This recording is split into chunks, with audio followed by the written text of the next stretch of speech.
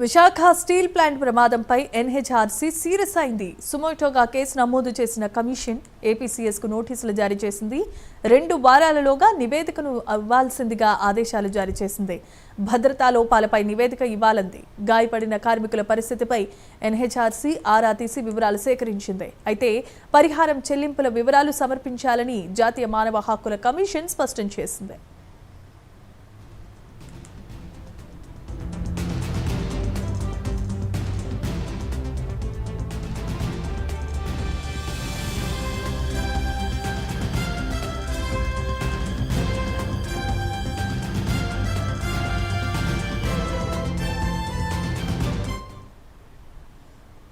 Right, ఇక visuals లో చూస్తున్నాం. విశాఖ స్టీల్ ప్లాంట్ లో జరిగిన ప్రమాదానికి సంబంధించి National Human Rights Commission serious అయినట్లుగా తెలుస్తోంది. దీనిని సుమోటోగా కేసు నమోదు చేసిన కమిషన్ ఏపీసీఎస్ కు నోటీసులు జారీ చేసింది. 2 వారాలలోగా సరైన నివేదిక సమర్పించాల్సిందిగా ఆదేశించింది.